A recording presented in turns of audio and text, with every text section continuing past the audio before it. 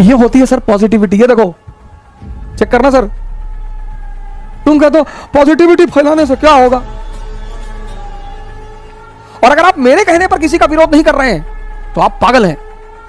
आपको विरोध करना है, आप करिए, एकदम करिए। लेकिन इस देश में लोग विरोध पर्दे में बैठकर करते हैं। ऑस्ट्रिया की गर्दन पकड़ ली, हरा दिया ऑस्ट्रिया को। ट्रीटी ऑफ कैंपो फोर्मियो 1797 पढ़ना सर आज विकिपीडिया में डालकर, सलाम करोगे नेपोलियन को सर। अरे बोले आपको धन्यवाद कह दें, इस मंदिर के भगवान को धन्यवाद कह दें। बोले मंदिर में कोई भगवान नहीं है। ये तो मेरी आदत है, मैं उसका नाम लेकर कह देता हूं। वो तो तुम जीत गए, तुम्हारी किस्मत। जय हिंद फ्रेंड्स।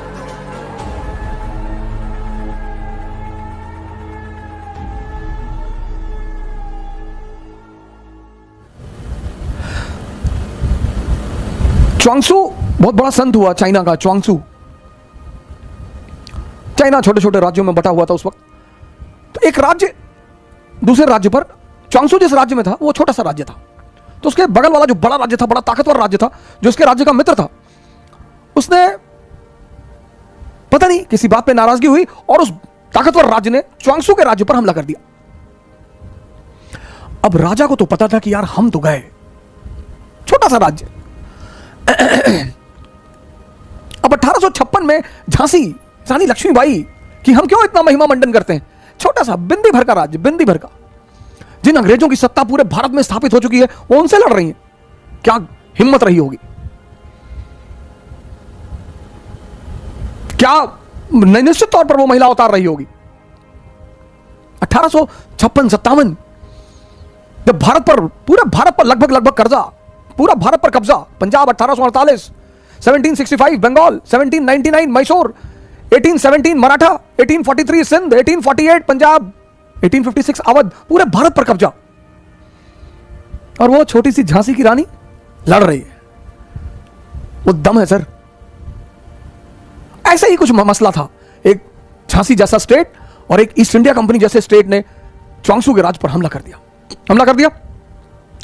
च्वांगसू का जो राज्य का वजीर था वो च्वांगसू से बड़ा प्रभावित रहता था, कभी कभी मिलने आता था कि सरकार, राजा महाराजा भी साधु संगत में कभी कभी बैठते हैं, थोड़ा सा आनंद लेते हैं। तो वजीर ने राजा से कहा कि यार यहां एक संत रहता है, मैं जब भी फंसता हूं ना, मैं उससे राय लेता हूं और आज तक राय गड़बड़ नहीं हुई। राजा ने कहा ले लो, अब तो मरना वैसे भी है, ले लो। वजीर आया च्वांगसू के पास, कहा यार ऐसी ऐसी बात है, अगला राज्य तो सुनने को तैयार नहीं, लड़ाई तो होगी और हम मरेंगे। च्वांगसू एक मंदिर में रहता था, तो उसने राजा से कहा कि सुनो, इस मंदिर का जो देवता है वो मुझसे बात करता है, कल आना, और मुझसे वो रात में ही अकेले में बात करता है, कल आना, कल पूछ के बता दूंगा कि तुम्हारा क्या होगा। ठीक। दूसरे दिन वो वजीर आया मिलने, च्वांगसू ने कहा जाओ, विजय तुम्हारी ही होगी, और इस भगवान ने मुझसे आज तक जो जो कहा कभी कुछ टला नहीं, और अगर ये टल गया तो तुम मुझे सजाए मौत दे देना। राजा खड़ा, सेनापति खड़ा, वजीर खड़ा कि अच्छा भगवान ने कहा। बोले भगवान ने कहा। यह स्वागतताओं में इन्होंने पड़ोसी राज्य पर हमला कर दिया, हरा दिया। सर ये होती पॉजिटिविटी की ताकत। मैं आपसे किसी का समर्थन करने को नहीं कर रहा हूं, नहीं, किसी का भी। आप एकदम जिस दल का चाहे विरोध करें, जिस नेता का चाहे विरोध, आपका हक है सर। और अगर आप मेरे कहने पर किसी का विरोध नहीं कर रहे हैं तो आप पागल हैं। आपको विरोध करना है, आप करिए, एकदम करिए। लेकिन इस देश में लोग विरोध पर्दे में बैठकर करते हैं। सर पॉजिटिविटी में ताकत है। तो राजा जब जीत कर लौट रहा था तो राजा ने अपने वजीर से कहा कि चलो यार च्वांगसू को थैंक यू तो बोल दें, कुछ तोहफा तो दे दें। वजीर ने कहा हाँ हाँ बिल्कुल यार चलते हैं। गया ये सब गए मिलने के लिए, वजीर, सेनापति, राजा सब गए मिलने। बुलाया च्वांगसू को कि सरकार हम जीत गए। हाँ बोले जीत गए तो हमें क्यों बताने आए हो, जाओ यहां से। अरे बोले नहीं सरकार, आपको धन्यवाद कहने आए। बोले हमें काहे का धन्यवाद कहने आए हो, लड़े तुम, मेहनत तुमने की, हमें क्यों धन्यवाद कहने आए हो। अरे बोले आपको धन्यवाद कह दें, इस मंदिर के भगवान को धन्यवाद कह दें। बोले मंदिर में कोई भगवान नहीं है। ये तो मेरी आदत है, मैं उसका नाम लेकर कह देता हूं। वो तो तुम जीत गए, तुम्हारी किस्मत। सर ये है पॉजिटिविटी की ताकत। कौन मरेगा कौन जिएगा यह किसी को नहीं पता सर, यह किसी को नहीं पता। लेकिन यह है पॉजिटिविटी की एक ताकत।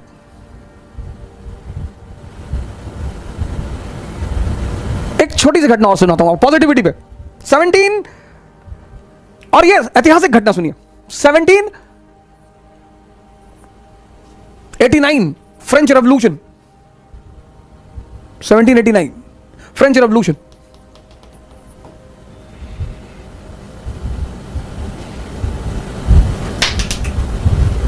जबरदस्त जबरदस्त रेवोल्यूशन। और 1781 financial bankruptcy, financial bankruptcy. Sir check करिएगा fact. 1799 French revolution, 1781 financial bankruptcy France. सोचिए सर, फाइनेंशियल बैंकरप्सी। बिना पैसे के आप घर नहीं चला सकते, राष्ट्र कैसे चलाएंगे? 1789 French revolution, political anarchy, economic anarchy. Austria declared war on France. सोचिए सिचुएशन देखिए, Austria declared war, Austria declared war on France. Austria ने फ्रांस पर हमला कर दिया। सिचुएशन देखिए सर, घर में आग लगी है, पड़ोसी ने हमला कर दिया। सर ये हमारे साथ भी हो सकता है सर। घर में आग लगी है सर, पैसा नहीं है, राजनीतिक अस्थिरता, लुई 16 को बंदी बना दिया गया सर। और उसी में एक आदमी को 1797 में आर्मी का कमांडर बनाया जाता है, commander in chief Napoleon. Army depressed, surrendered.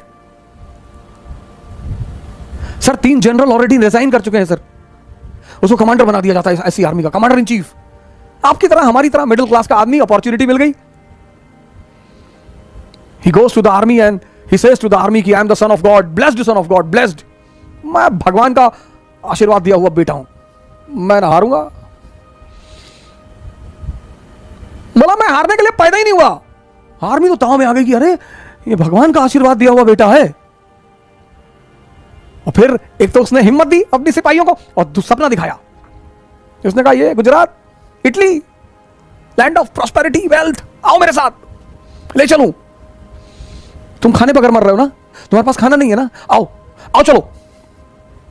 अरे सेना तो आ गई, ताव में कूद गए इन लोगों ने, ऑस्ट्रिया की गर्दन पकड़ ली, हरा दिया ऑस्ट्रिया को। ट्रीटी ऑफ कैंपो फोर्मियो 1797 पढ़ना सर आज विकिपीडिया में डालकर, सलाम करोगे नेपोलियन को सर। ये होती है पॉजिटिविटी।